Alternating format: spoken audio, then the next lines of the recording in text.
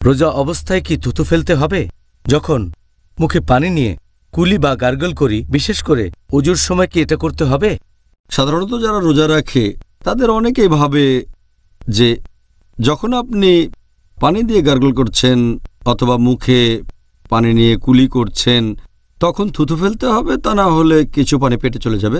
তবে সঠিক নিয়মটা হচ্ছে, বেশিরভাগ বিশেষজ্ঞ একমত যে আপনি যখন গার্গল করছেন অথবা কুলি করছেন তখন থুতু ফেলার কোনো দরকার নেই, কোনো প্রয়োজন নেই। এছাড়া যে বিশেষজ্ঞরা বলেন যে থুতু ফেলতেই হবে, সেটাও মাত্র একবার। তবে কিছু লোক অনেকবার থুতু ফেলে, আবার অনেকে কাপড় নিয়ে মুখ মুছতে থাকে যে গার্গল করার পরে তারা ভাবে পানিটা পেটে চলে যেতে পারে, যেটা একেবারে অসম্ভব ব্যাপার।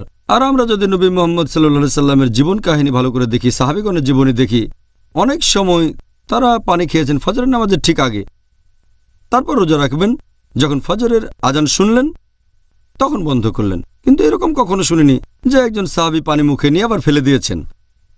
যদি গার্গল করার সময় থুতু ফেলেন, মানুষজন রোজা শুরু করার আগেই যে গার্গল করে সাহরির শেষ সময় যখন আজান শোনেন, নিশ্চয়ই কোনো হাদিসে কথা বলতো যে সাহাবীগণ থুতু ফেলতেন, তারা খেয়াল রাখতেন পানি যেন গলায় না যায়, এমন হাদিস দেখেনি। আর অজু করার সময় যদি গার্গল করেন অথবা পানি দিয়ে মুখ পরিষ্কার করেন, পানিটা ফেলে দেন, ব্যাস। তারপরও যদি থুতু ফেলতে চান, আমার মনে হয় একবার ফেললে যথেষ্ট।